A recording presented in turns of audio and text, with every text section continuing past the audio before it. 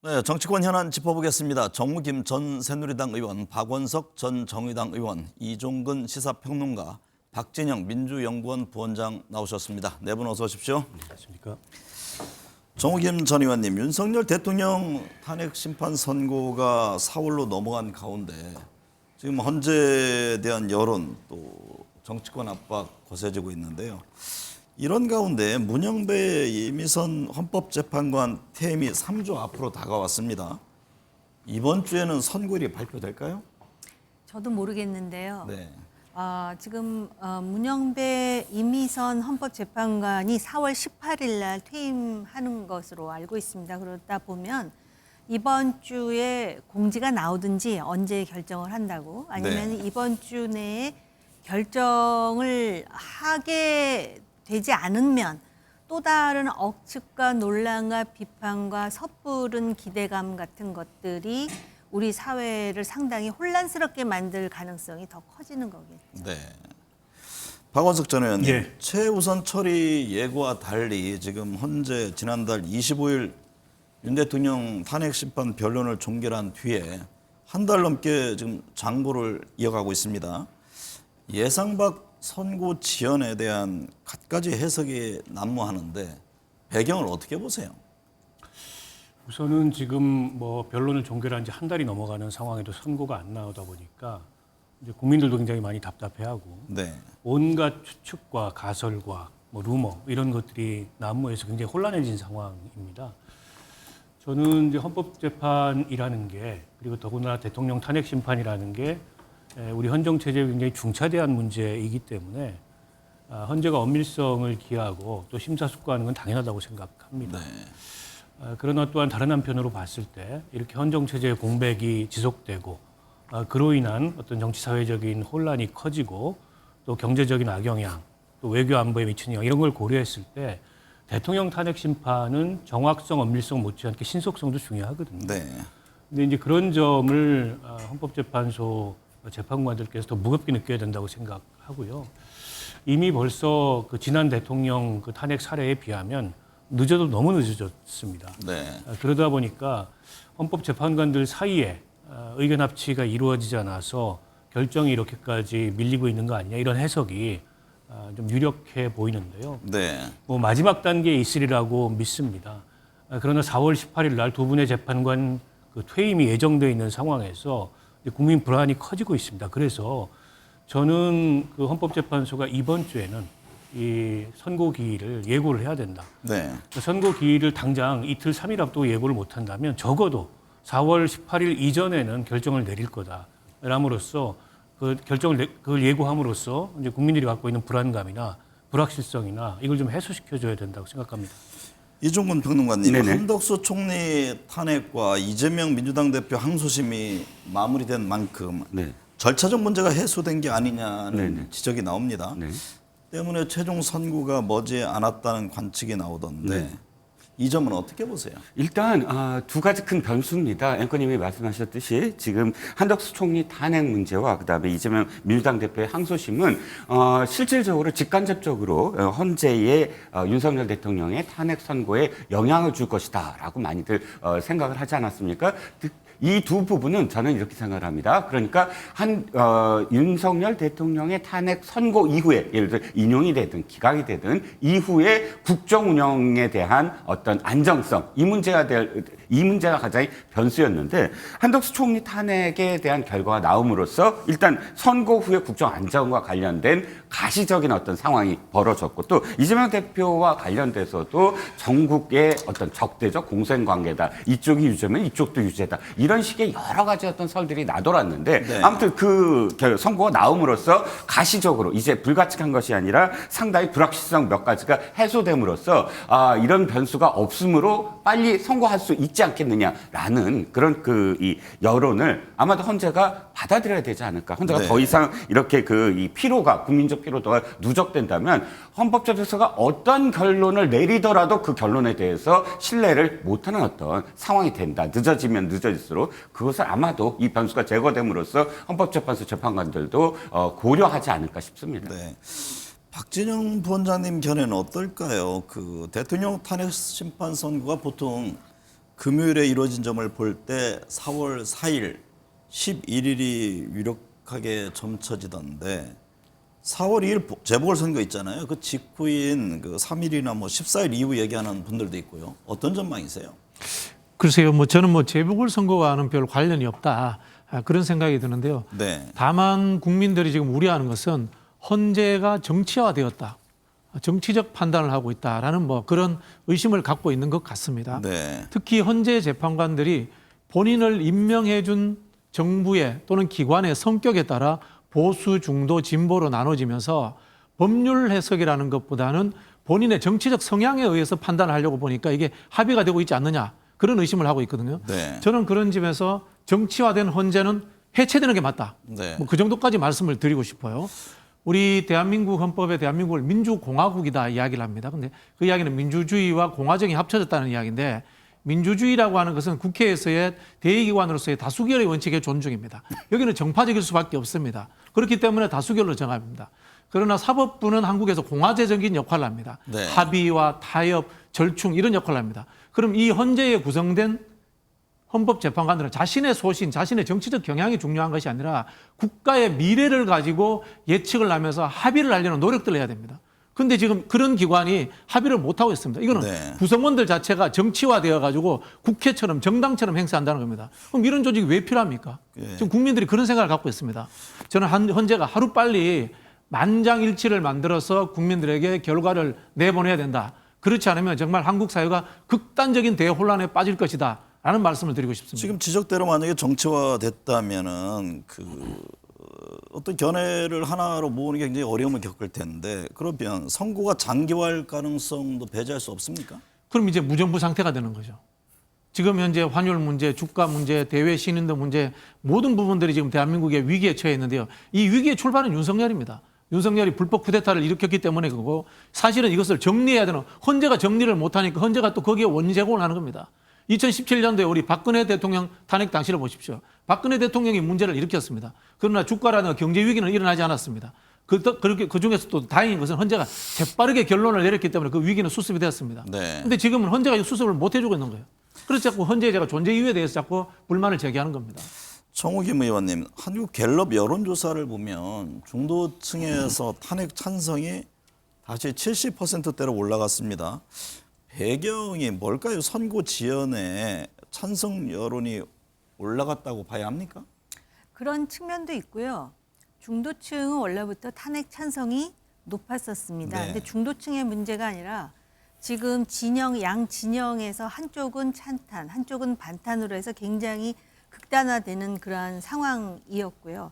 실제로 우리나라의 몇몇 기관에 대한 여론조사를 해보면 헌재라든지 선관위라든지 검찰이라든지 보면 헌재가 얼마 전까지만 해도 가장 신뢰도가 상대적으로 높았던 기관이었습니다. 네. 특히 지난번에 그 감사원장이라든지 검사 3명에 대한 탄핵을 기각한 후에는 헌재에 대한 신뢰도가 좀 올라갔었는데 지금 이제 대통령 탄핵과 관련해서 결정이 늦어지다 보니까는 아마 이제 이런 거에 대한 불만과 우려가 지금 고조되고 있는 것은 맞습니다. 네. 그런데 이제 아까 박 부원장께서 헌재가 정치화된 것 아니냐고 비판을 하셨는데 오히려 역으로 보면은요, 헌재는 정치적 사법기관이기 때문에 정치적 상황이라든지 여론을 고려하지 않을 수 없는 기관입니다. 사법기관이지만 그것이 노무현 전 대통령의 탄핵 결정, 그다음에 박근혜 전 대통령에 대한 탄핵 결정이 오롯이 반영된 측면이 있는데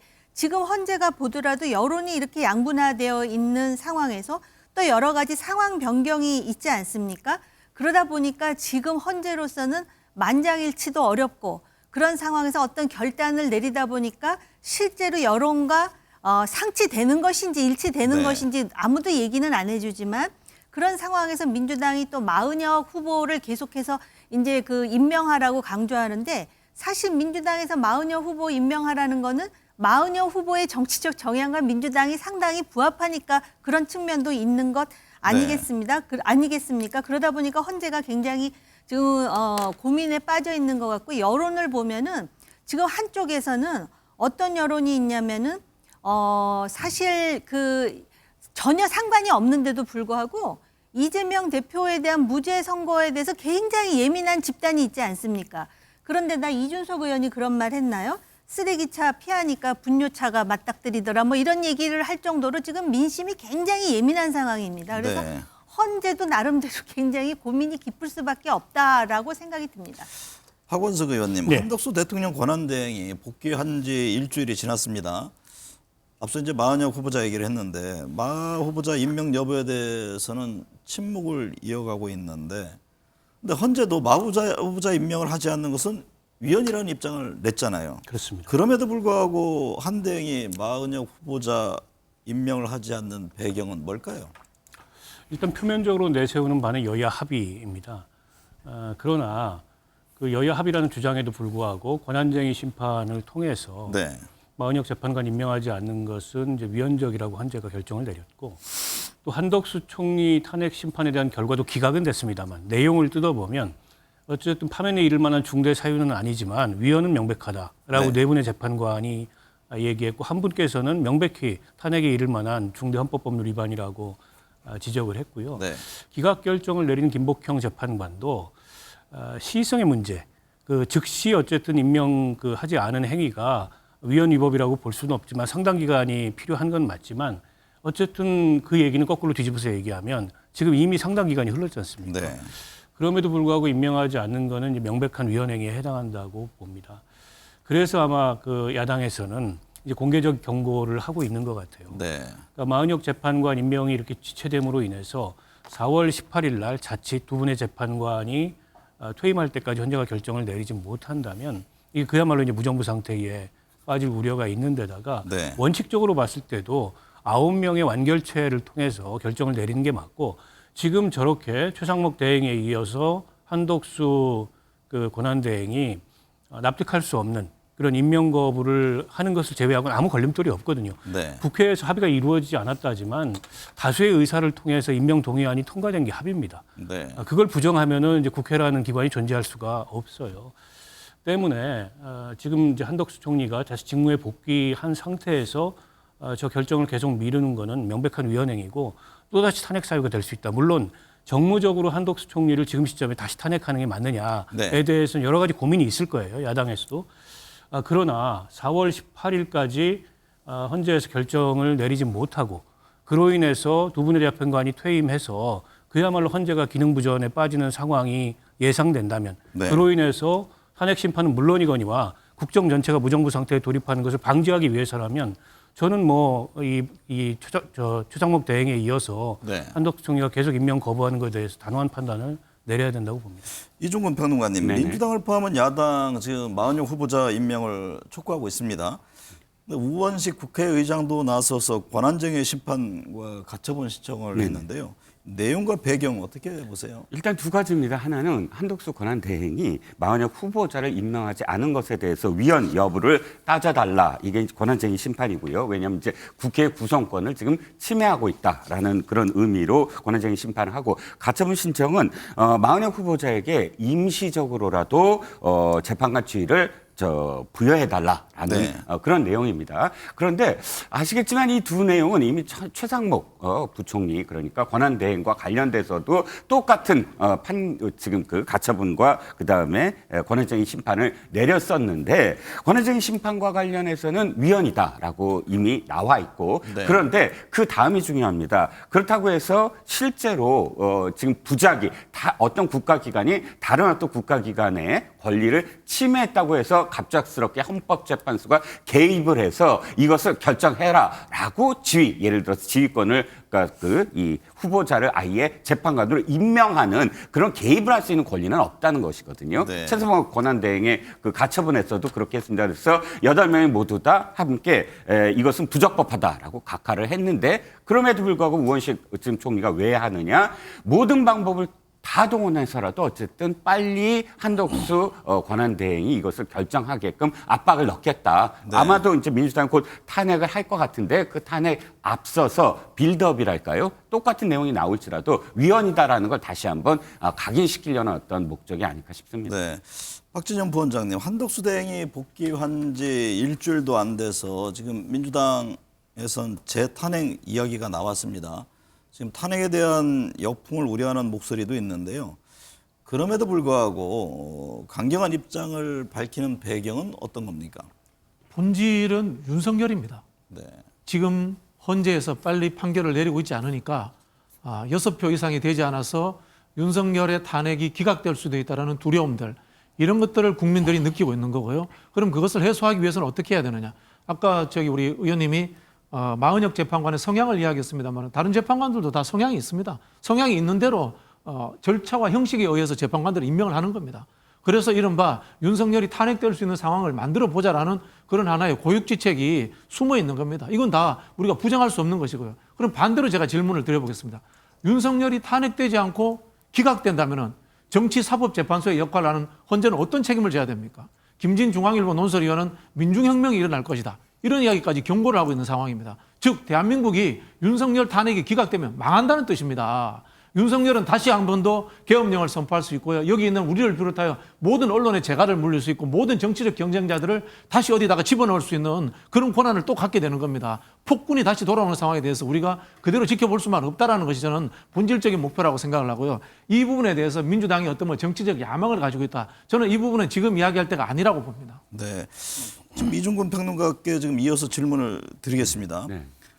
방금 전에 말씀하셨듯이 마 후보자 역시 국회 추천이잖아요. 각각 네. 이제 각 정당별로다가 뭐 당연히 성향과 이념 지향성이 있을 텐데 마은혁 후보자 임명을 그런데 국민의힘은 어쨌든 반대하고 있잖아요. 네네. 그 속내는 뭘까요? 반대하는 속내는 이미 박 위원장께서 다 말씀하신 이유입니다. 네. 말씀하셨듯이 마은혁 후보자를 왜 갑작스럽게 민주당이 저렇게 모든 수단과 방법을 동원해서라도 꼭 후보자, 그러니까 그 재판관으로 임명시키려고 할까?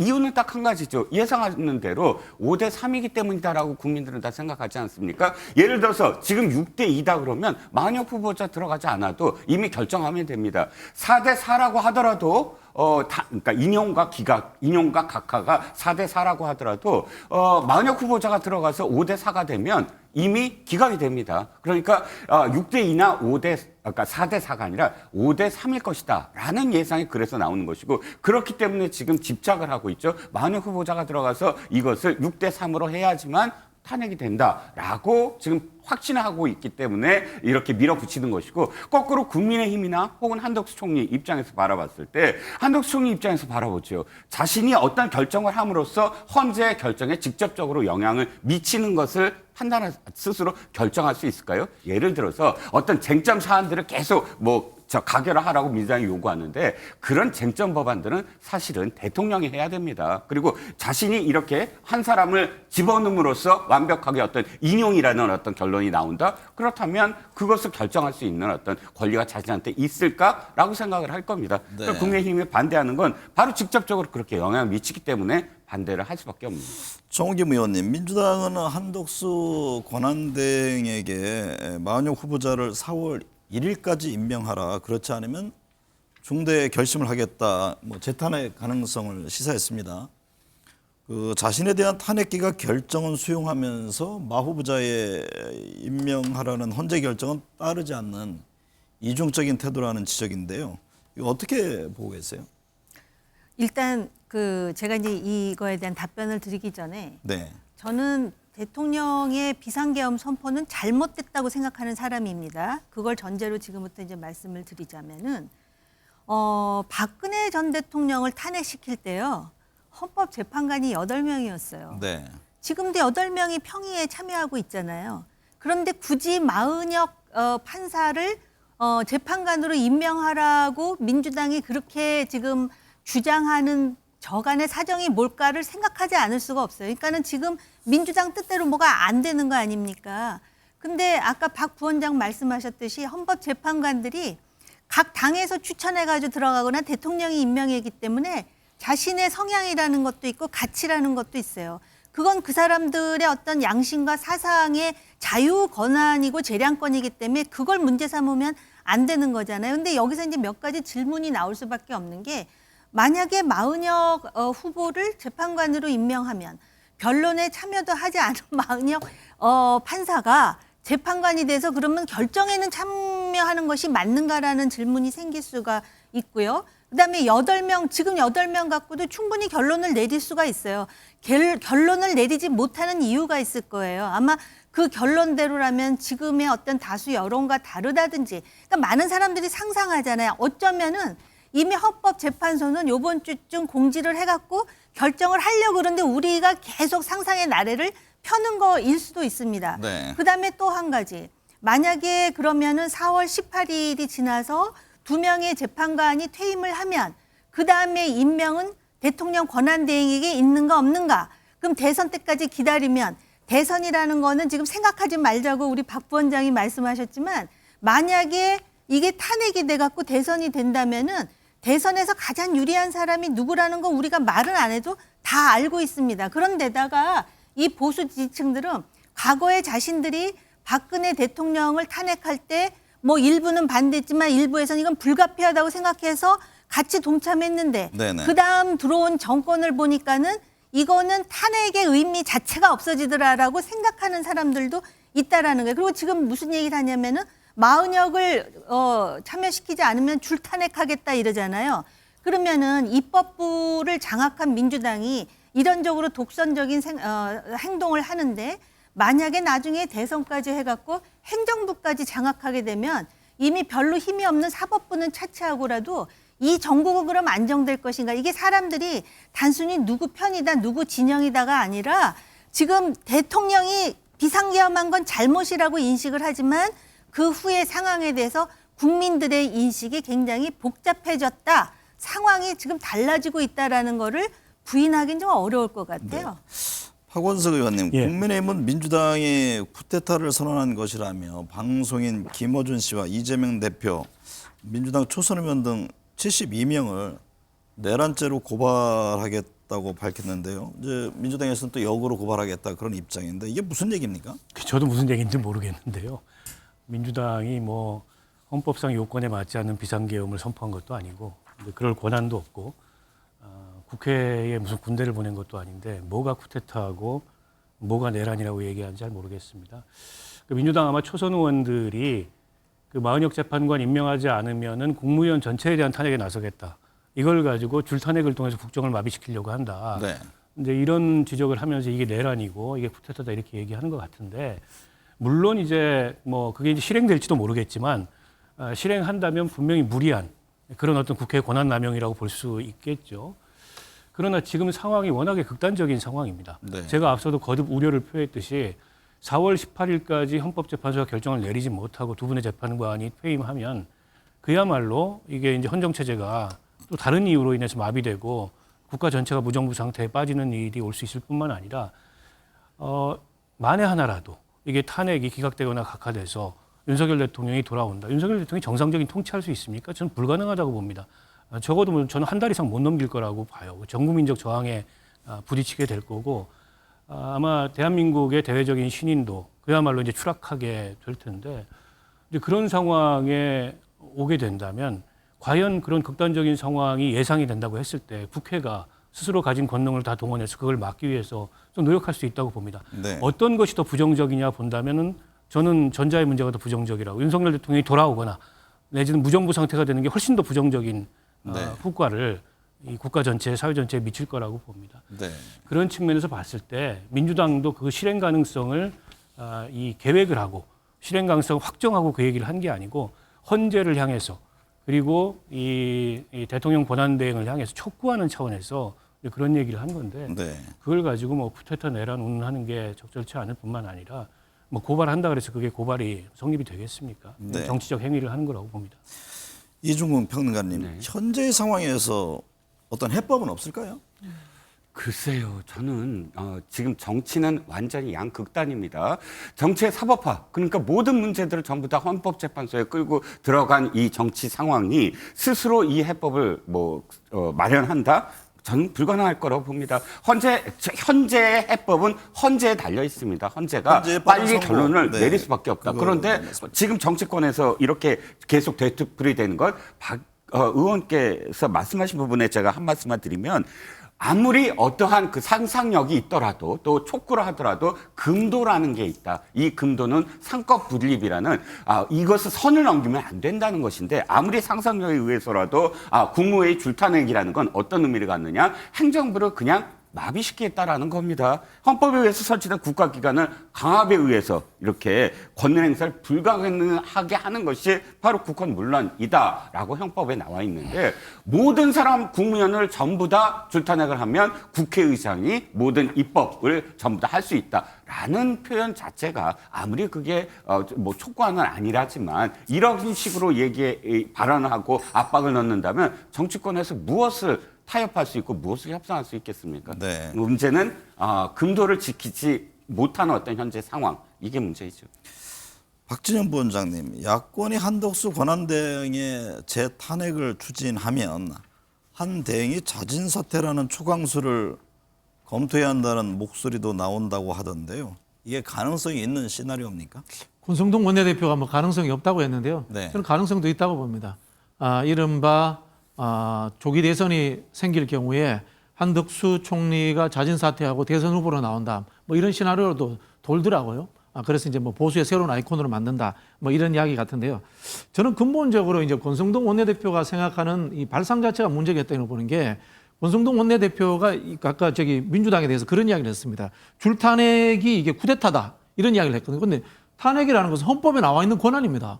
쿠데타는 윤석열처럼 총칼 들고 헌법기관에 국회에 쳐들어오는 게 쿠데타예요. 거기에 대해서도 제대로 판단 못 내리는 그런 원내대표가 지금 여당의 원내대표라고 앉아가지고 이상한 지금 장깨를 굴리시고 계시는 거예요. 이런 거 할 게 아니라 지금은 총칼 들고 국회를 들어왔고 그걸 전 국민이 받고 전 세계를 받습니다. 이거부터 해결하는데 먼저 총력을 기울이시는 게 맞지 않나 이런 생각이 들고요. 제가 하나 참 경고삼아 말씀드리자면 윤석열 대통령이 기각되어서 복귀한다면은 국민의힘에도 참 좋겠습니다. 이런 생각이 듭니다, 진짜. 네.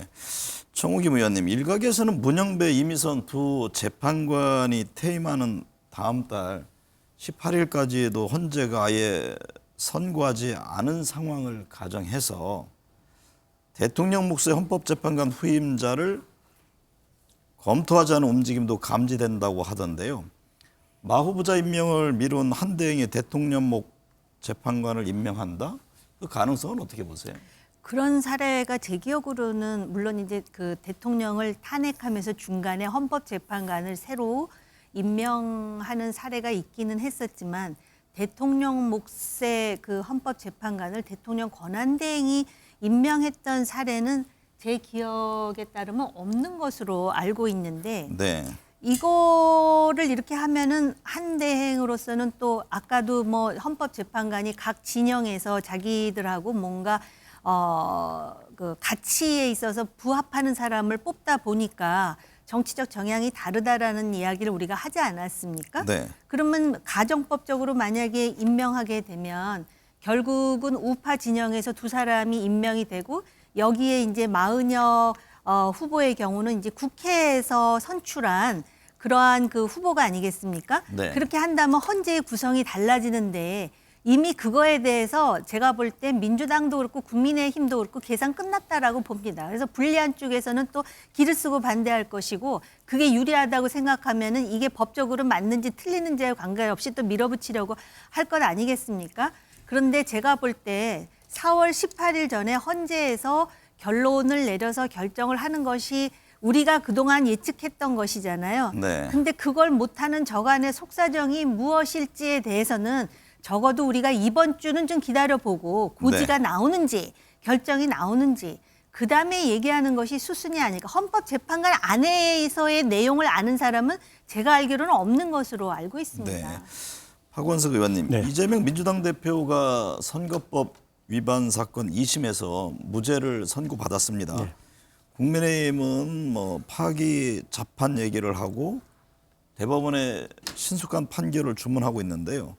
국민의힘 움직임 어떻게 보세요?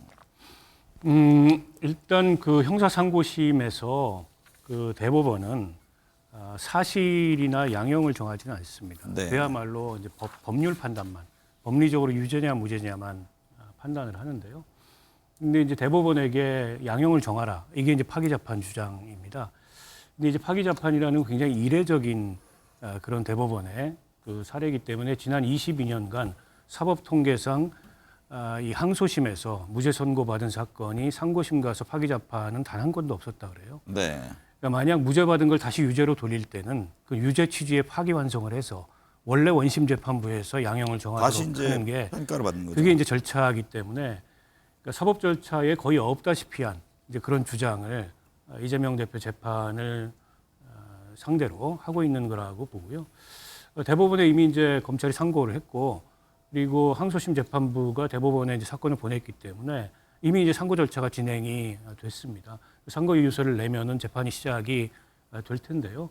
어쨌든 그에 대해서는 대법원이 이 사건의 이제 1, 2심 판결이 워낙 엇갈렸기 때문에 네. 그 쟁점들을 다시 파악을 하고 쟁점들을 다시 검토를 해서 선고를 내릴 텐데 외부에서 뭐 언제까지 내려라, 뭐 빨리 내려라, 늦게 내려라 할 문제는 아니라고 생각하고요. 네. 대법원에서 어느 시점에선가 결정을 내릴 거라고 봅니다만 앞서 말씀드렸듯이 설사 대법원이 이 사안을 검토해서 이게 이제 2심 그 재판부에 법리에 조금 오해가 법리 적용에 오해가 있어서 파기를 한다 하더라도 그거는 이제 파기 환송이지 파기 재판과 같은 결정은 이제 사법 전례에 없는 거기 때문에 네. 국민의힘에서 대단히 무리한 주장을 하고 있는 거라고 봅니다. 이종근 평론가님, 네네. 이재명 대표의 이번 2심 무죄 판결로 이른바 비명계의 움직임이 주목됩니다. 김경수, 김부겸, 김동연 등 야권 잠룡들의 입지는 좁아질 수밖에 없나요? 그렇게 될 것 같습니다. 일단 유죄라고 다들 생각을 했었을 거라고 저는 생각을 해요. 그러니까 실형 선고를 좀 줄여서라도 100만 원 정도의 어떤 벌금형으로 유죄 선고가 날 것이다라고 저는 그렇게 개인적으로 생각을 했는데 아마도 지금 신삼김이라고 불리는 김경수, 김부겸, 김동연 이 세 분도 그렇게 되면 어떻게 하겠다라는 그런 워밍업을 하고 있었던 차였던 것 같습니다. 그런데 예상과 달리 이렇게 그 이재명 대표가 무죄가 됨으로써 자신들의 어떤 입지가 좀 줄어든 그런 상황입니다. 그런데 문제는 이겁니다. 이분들이 그대로 어떤 옛날의 삼김과 다른 건 옛날에 김종필, 김대중, 김영삼 이 세 분이 삼김으로 불리면서 각각 대통령과 총리까지 하게 된 건 그분들이 언제나 주류는 아니었어요. 늘 비주류였던 시절 자신들이 승부수를 걸고 자신들의 어떤 인정투쟁, 자신을 인정시키는 그런 인정투쟁을 했기 때문인데 지금 이 김경수, 김부겸, 김동연 이 세 분이 사실상 아무리 뭐 이재명 대표가 무죄 판결이 나왔다고 하더라도 지금처럼 이렇게 뭐 온건하게 부드럽게 세상 돌아가면서 이런 식으로 아마 정치를 한다면 영원히 자신한테 돌아오는 어떤 기회가 없지 않을까. 어떠한 상황이더라도 자신이 생각하는 것을 각을 세워가면서 자신의 어떤 의견을 내놓을 때 사실은 새로운 어떤 정치인으로서 부각되지 않을까. 입지가 없어졌다고 해서 좁아졌다고 해서 여기서 뭐 자신의 어떤 행보를 하지 않는다. 그렇다면 앞으로도 영원히 기회는 오지 않을 것 같습니다. 박진영 부원장님, 이재명 대표 선거법 2심 무죄에 비명계 인사들의 대선 경선 출마 전략 어떻게 가져갈지 궁금한데요. 당의 입장에서는 뭐 추대 분위기보다는 관심을 끄는 경선 무대를 기대하지 않을까요? 네, 근데 뭐 언론이나 이른바 이제 뭐 정치 컨설턴트 이런 분들은 이벤트 효과를 해야 된다 이런 이야기를 하는데 저는 개인적으로 그렇게 생각하지 않습니다. 네. 정치라는 것은 될 만한 사람이 되는 정당성의 논리가 지배해야지 히트작을 만들어서 국민들을 선동해서 당선되는 것은 의미 없다고 봅니다. 이게 윤석열입니다. 또 한편으로 보면 안철수 정치였고요. 사실은 정치라는 것은 오랫동안 국민들과 호흡하면서 거기에서 성과를 내고 내가 꿈꾸는 나라는 어떤 나라라는 것을 국민들이 짐작할 수 있어야 됩니다. 네. 뭐 예를 들어 볼게요. 이재명의 꿈꾸는 나라. 정확하게 모르겠지만 우리가 어떤 느낌이 납니다. 행정력을 최대한 효율적으로 동원할 수 있는 그런 뭐 혁신적인 나라를 만들겠다 이런 생각 들 수 있고요. 김부겸이 꿈꾸는 나라 잘 모르겠어요. 김동연이 꿈꾸는 나라는 좀 알 것 같아요. 이분이 경제 관료고 또 뭐 케인즈적인 경제 정책을 갖고 있으니까. 근데 김경수가 꿈꾸는 나라는 뭔지 모르겠어요. 즉 정치인들은 나는 누구인가? 나의 정체성을 먼저 밝힌 다음에 상대방과 나는 이런 정체성이 다르기 때문에 난 저 사람과 비판하고 싸우겠다. 이런 이야기를 해야 되거든요. 보수나 진보라는 것도 그 진영에 속해 있다는 것이 아니라 나는 보수적 방법으로 국가를 잘 이끌어 나가겠다. 나는 진보적 방법으로 국가를 잘 이끌어 나가겠다라는 그런 철학을 바탕으로 해서 서로 경쟁하는 겁니다. 네. 저는 그런 측면에서 경쟁자라고 하는 사람들이 먼저 자기 상품을 만들 것을 권고를 드리겠습니다. 네. 정우김 의원님, 단식 입원 치료를 마친 김경수 전 경남지사가 다시 윤 대통령 파면을 촉구하는 광화문 농성장을 찾았습니다. 정무적으로는 김 전 지사는 이재명 대표와 결을 같이 하는 것으로 보이는데요. 이게 지지층을 염두에 둔 행보일까요? 윤 대통령 파면 촉구 농성이기 때문에 아마 결을 같이 하는 게 아닌가 이런 생각이 들고요. 지금 김 전 지사로서는 그거 외에 대안이 없으리라 생각합니다. 그런데다가 그 선거법과 관련해서 무죄가 나오지 않았습니까? 네. 사실 우리가 정확하게 그 지난 며칠 동안 어떤 일이 있었는가를 보면은 무죄를 점친 사람들은 민주당 내에 주장하는 정치인들 외에는 대체로 유죄에 대한 그런 추측이 굉장히 많았었습니다. 네. 그런 상황에서 사실은 이재명 대표가 아닌 다른 야권 주자들의 입지는 줄어들 수밖에 없는 상황이고 그 상황에서 당장 이제 윤 대통령과 관련한 헌법재판소의 결론이 나오지 않았기 때문에 김경수 지사로서 할 수 있는 현실적인 처사가 이거라고 생각합니다. 네. 박원석 전 의원님, 예. 이재명 대표 향후 대선 행보 어떻게 전망하는지요? 이번 2심 무죄로 사법적인 굴레는 벗어났다는 시각인데요. 여야 대선 후보 지지율을 보면 여전히 지금 압도적인 1위를 하고 있고요. 남은 과제는 어떤 게 있을까요? 뭐 우선은 헌법재판소의 선고와 윤석열 파면이 우선이죠. 네. 거기에 이제 모든 당력을 집중하고 또 이재명 대표도 그동안의 메시지를 보면 대선에 관한 직접적인 언급을 하길 좀 꺼렸던 게 사실입니다. 뭐 지금도 저는 마찬가지 상황이라고 보고요. 그러나 이제 그 헌재 선고가 이루어지고 이제 조기 대선이 열린다는 가정하에 그런 전제하에 본다면 그 이재명 대표로서 당내에서는 경쟁자가 거의 없다고 봐도 무방합니다. 네. 이게 이제 2심 재판 이전에는 2심 재판에서 만약 유죄가 나왔을 때 대선 후보로서의 어떤 뭐 자격 위상 이런 것들이 당 안팎에서 많이 흔들릴 거다 이런 네. 예상이 있었는데 일단 무죄 선고를 받고 이 확정은 아니지만 잠정적으로는 사법 리스크가 해제된 상황이기 때문에 근데 당내 경쟁은 별 의미가 없는 그런 상황이 됐고요. 이제 그렇게 본다면 그러니까 국정 운영에 대한 큰 비전, 밑그림 그걸 한편으로는 보여주고 다른 한편으로는 흔히 이제 이재명 대표의 뭐 비호감도 이런 얘기를 많이 합니다. 거부감. 그래서 본인을 지지하지 않는 본인에 대해서 이제 호감도를 갖지 않고 있는 그런 지지층들을 안심시킬 만한 그런 뭐 통합 포용의 능력 이런 것들을 좀 보여주는 게 이제 필요할 텐데요. 그런 차원에서 제도적으로 가장 중요한 게 아마 개헌일 겁니다. 네. 그동안에 여러 대선 주자들이 개헌에 관한 언급 혹은 뭐 선거제도 개혁, 정치제도 개혁에 관한 언급을 해왔는데 이재명 대표는 내란 정식이 우선이다라는 차원에서 그에 대해서 얘기하기를 꺼려왔는데 지금과 같은 제왕적 대통령제는 수명을 다했고 이른바 이제 87 체제 이게 수명을 다했다는 게 결국에 이제 윤석열 대통령의 내란 뭐 쿠데타 이걸로 증명이 된 거 아니겠습니까? 네. 그러면 민주당이 집권하고 이재명 그 대표가 대통령이 되는 것을 넘어서서 대한민국을 어떤 체제로 만들어갈 거냐, 육공화국 체제가 이제 직면에 있는 여러 한계를 어떻게 극복할 거냐, 그 과정에서 그런 어떤 국민 통합이나 이런 것들 어떻게 이뤄낼 거냐, 이걸 이제 얘기할 수 있어야 된다고 네. 생각하고 아마 준비를 하고 있지 않을까 예상을 합니다. 지난번에 어디 보니까 개헌 문제 피해갈 수 없을 것이다. 말씀하신 대로 지금 이제 탄핵에 집중하고 추후에 입장을 밝힐 듯한 그런 언급을 한 적이 있지요. 이중근 평론가님, 네네. 국민의힘 대선 주자들의 움직임에도 변화가 있을 것이라는 전망입니다. 그동안 이재명 대표 사법적인 문제에 기댄 측면이 있는데요. 향후 어떤 전략이 필요하다고 보세요? 일단 이재명 대표의 무죄가 지금 국민의힘 대선 주자들의 전략을 좀 영향을 많이 미친 건 사실입니다. 그런데 이 국민의힘 대선 주자들은 이재명 대표의 어떤 사법 리스크보다 먼저 허들을 넘어야 될 게 윤 대통령의 선거예요. 윤 대통령의 선거가 어떻게 나오느냐. 특히 이제 인용이 나와야만 자신들이 그 대선 주자가 때문에 주자가 되기 때문에 지금 경선을 앞두고 사실 자신의 마음껏 자신들의 어떤 정치적 견해를 못 표명하고 있는 것이 사실입니다. 그렇다면 인용이 만약 됐을 때, 그다음에 조기 대선 나왔을 때 이 인용과 관련해서 어떠한 입장을 취할 것인가, 보수층을 결집시키는 쪽으로 편했을 건가, 아니면 중도층을 확산하는 쪽으로 쓸 건가. 그래서 윤 대통령 대통령의 어떤 개헌과 관련된 책임을 함께 지겠다, 새롭게 태어나겠다 이런 혁신 쪽으로 갈 건가, 아니면 윤 대통령의 계엄은 잘못됐다 이것에 대해서 함께 보수층과 함께 이 문제를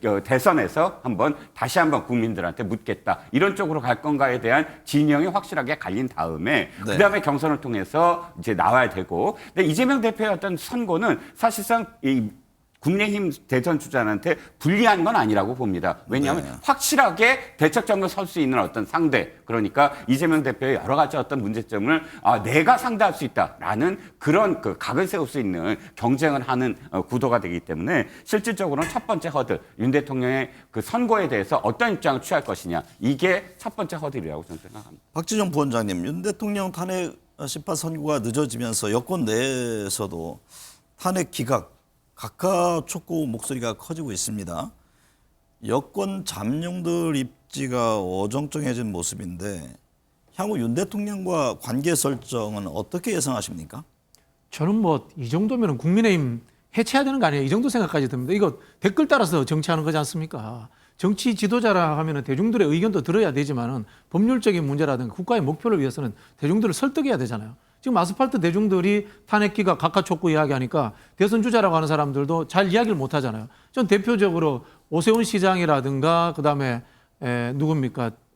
갑자기 이름 생각 한동훈 대표 그런 분들 입장이 뭡니까? 진짜 묻고 싶어요. 이분들은 또 윤석열이 불법 쿠데타를 일으켰다라고 이야기를 했습니다. 불법 쿠데타를 일으키면은 당연히 법의 단죄를 받는 것 아닙니까? 네. 야당 대표는 김문기 알았다 몰랐다 말 한마디 잘못한 걸로 가지고 감옥에 집어넣으라고, 현직 대통령은 총칼을 들고 국회에 진입을 했는데도 그걸 탄핵을 하지 말자. 이게 앞뒤가 맞는 논리입니까? 이 정도 수준이면 저는 정치할 수 있는 본인의 정당성이라든가 판단 기준을 가지지 못하고 있다고 봅니다. 네. 차라리 김문수 장관처럼 일관되게 본고를 안 봤다고 하는 것이 맞지 않나 이런 생각이 듭니다. 네. 네. 정우겸 전 의원님, 여권 잠룡들 이 시점에서 어떤 전략이 필요하다고 보세요? 이재명 대표 지금 2심 무죄, 윤 대통령의 영향력 등에서 이게 뭐 새로운 선택이 어려운 겁니까? 지금 이미 그 행태가 굳어져 있기 때문에 네. 그리고 지금 아직 헌재의 결론이 나오지 않았기 때문에 이들이 정치적으로 지금 그 관망하고 있는 잠시라도 그런 네. 상황인 것 같은데요. 애초에 비상계엄에 대해서 분명한 반대 입장을 표하면서 비상계엄을 선포한 대통령과 선을 긋고 그리고 나름대로 자신의 정치 개혁의 어떤 비전을 진작부터 보여줬다면 지금 이재명 대표라든지 지금 민주당의 행태에 대해서도 훨씬 강한 목소리로 그것을 비판하고 또 그것에 대해서 교정할 수 있는 여러 가지 재량권을 확보할 수 있었을 텐데 그 소위 지금 이렇게 이제 이재명 대표의 민주당 내에서의 어떤 그 권력이랄까 영향력이 커지면 커질수록 이것이 참 역설적이지만 국민의힘에서는 오히려 지금의 그런 어떤 그 구태와 같은 그러니까 대통령을 중심으로 해가지고 이 계엄에 대한 생각이라든지 탄핵의 생각에 있어서 중도를 견인하지 못하는 그러한 그 딜레마에 빠질 가능성이 굉장히 높은데요. 네. 이런 상황에서는 좀 먼 그림을 좀 그려가면서 과연 보수의 가치가 무엇인지 그리고 지금 내가 이것 때문에 불리해지더라도 일관성 있게 자신의 목소리를 내는 사람이 결국 우리나라는요. 지금은 민주당이 승기를 가진 것 같지만은 이 사이클이 굉장히 짧습니다. 윤석열 대통령이 대통령으로서 당선돼 갖고 지방선거에서 압승한 것이 불과 채 3년도 안 돼요. 네. 그리고 우리나라는 자기가 잘해서 올라가기보다 상대가 갑자기 헛발질을 해갖고 자기가 반사이익을 보는 경우가 상당히 많지 않습니까? 그렇다면 그 반사이익을 보기 위해서라도 자기가 일관성 있게 정치적 가치에 대해서 대중들을 설득하는 그런 입지를 해야 되지 시류에 자꾸 이렇게 흔들리면서 따라가는 모습은 바람직하지 않은 것 같습니다. 박원석 전 의원님, 여권 잠룡들 간 뭐 신경전도 뭐 이런 가운데 지금 이어지고 있습니다. 오세훈 서울시장과 홍준표 대구시장이 서로를 견제하는 모습인데요. 두 사람 모두 명태균 관련 논란이 있는데 두 사람의 행보는 어떻게 보세요? 글쎄요, 저는 뭐 크게 의미가 있나 싶습니다. 네. 그러니까 윤석열 대통령 이 탄핵이라는 거는 현재 여당에게는 어마어마한 사실 사건입니다. 만약 탄핵이 인용된다면 그 이제 정치적 파산을 의미하는데 정작 여당 구성원들은 그렇게 생각하지 않는 것 같아요. 네. 그런데다가 윤석열 대통령과의 관계 설정에 있어서도 이제 홍준표 시장 같은 경우는 일관되게 뭐 탄핵에 반대하고 당시에 비상계엄도 특별히 잘못한 건 아니다, 해프닝이었다 이런 입장이었지만 오세훈 시장은 비상계엄에 반대하고 탄핵에 찬성했던 입장인 줄 알았었는데 지금 말이 점점 바뀌다니 네. 자기가 탄핵에 찬성한 건 아니다 이런 식으로 또 입장이 바뀌었어요. 결국에 이제 시류에 따라서 그 지지층 내부의 그런 기류 변화에 따라서 이제 좌충우돌하는 그런 모습을 보이고 있는데 정치 지도자로서 과연 바람직한 모습인가 싶고요. 네. 그러니까 두 분은 겉으로는 내놓고 대선 얘기를 못 합니다. 이게 이제 대통령 탄핵이 아직 결론이 안 난 데다가 현직 단체장이고 그렇다 네. 보니까는 또 지지층 눈치도 보이고 그러나 이제 속으로는 여전히 대선 행보를 하고 있는데 정작 그 본인들 지지율을 포함해서 이른바 이제 여권 잠룡들 지지율을 다 합쳐도 이재명 대표의 지지율을 쫓아가지 못하고 있고 대통령 탄핵이 인용돼서 정치적 파산 상태가 됐을 때 국민들이 느끼기에 다시 그 정당에 신뢰를 보내려면 상당한 자성과 쇄신과 환골탈태가 필요한데 지금 국민의힘 내부에 어디서도 그런 모습이 보이지 않아요. 네. 때문에 개별 주자들이 어떤 대선 행보를 하건 저는 별 의미가 없고 그게 설사 조기 대선이 가시화된다고 했을 때 그 조기 대선에서 이제 국민의힘이 뭐 국민들한테 표를 달라고 호소를 해서 국민의 지지를 받아서 다시 정권을 잡는 그런 일로 이어지지 않을 거다. 때문에 오세훈 홍준표 두 시장이 어떤 말씀을 하시건 어떤 메시지를 내건 앞서 제가 그 지적했던 그 사항들에 대해서 종전과는 다른 모습을 보이지 않는 이상 별다른 의미가 없다 이렇게 생각합니다. 이종건 평론가님, 네네. 전주지검이 지난달 문재인 전 대통령에게 딸 다혜씨 경제적 지원 등과 관련해 피의자 신분으로 소환 통보했습니다. 민주당은 무도한 정치 탄압이라면서 심우정 검찰총장 딸 특혜 채용 문제는 수사하라면서 강력 반발하고 있는데요. 한편에서는 뭐 이재명 대표 2심 무죄에 따라 궁지에 몰리자 문 전 대통령으로 검찰이 화살을 돌리고 있는 것 아니냐 이런 해석이 나오던데 동의하십니까? 우리가 기억을 잘 못해서 그렇지 탄핵과 관련돼서 또 이재명 대표 2심과 관련돼서 하도 큰 사건들이 이렇게 재판에 있어서 그렇지 사실은 전주지검이 2024년 12월부터 굉장히 오랫동안 이 문제를 수사해왔고 또 중앙지검 역시 그랬습니다. 그래서 많은 언론들의 보도 기억하시잖아요. 얼만큼 많은 부분들이 지금 드러나고 있나.